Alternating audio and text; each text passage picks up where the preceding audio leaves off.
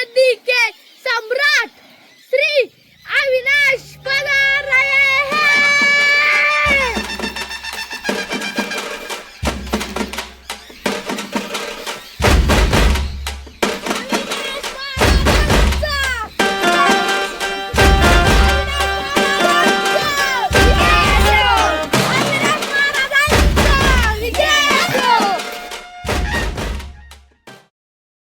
प्रधानजी, आपल्या राज्याची प्रजा सुखीत आहे ना? होय महाराज. शेतकरी शेतात धान्य पिकवतोय, कुंभार मडकी घडवतोय, सोनार दागिना घडवतोय, मजूर मजुरी करतोय, चोर चोऱ्या करतोय. प्रधानजी, आपल्या राज्यात चोऱ्या होतात आहे. तुम्ही अजून कसं काय नाही मला सांगितलं? महाराज, मी त्याला पकडण्याचा प्रयत्न केला, पण तो आपल्या सैनिकाच्या हातात सापडत नाही. प्रधानजी, काही करा, पण आजच्या आज त्या चोराला माझ्यासमोर उभं करा. जी महाराज.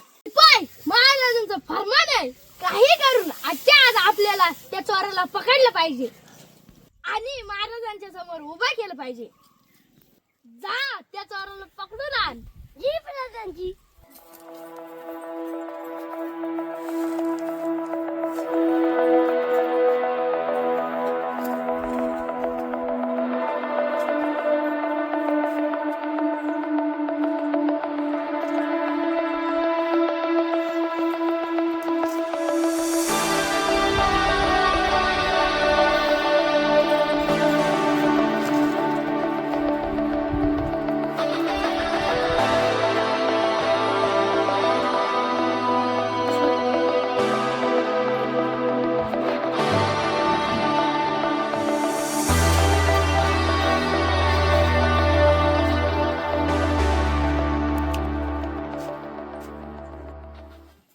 भेटला रे, भेटला चोर.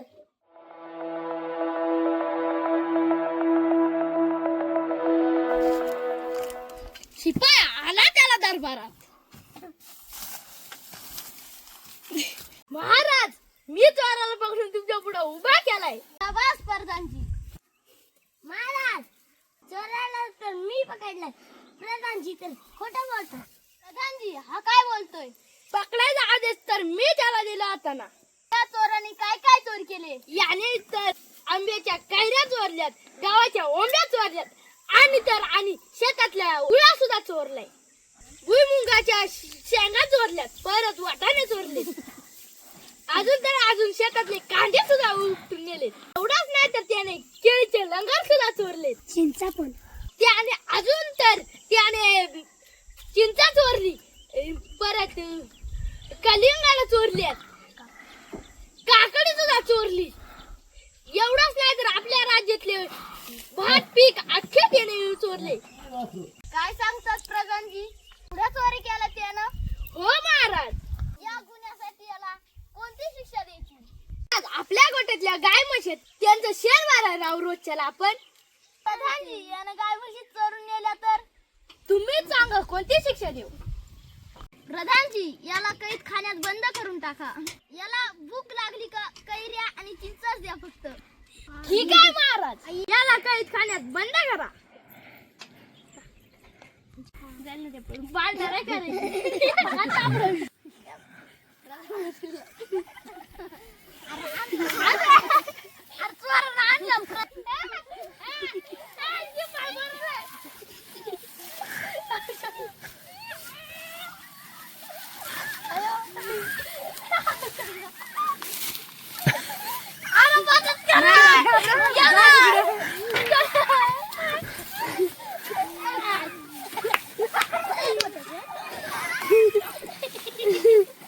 लागले दगडे. किती शिक्षा मार्ग पैसा घेऊन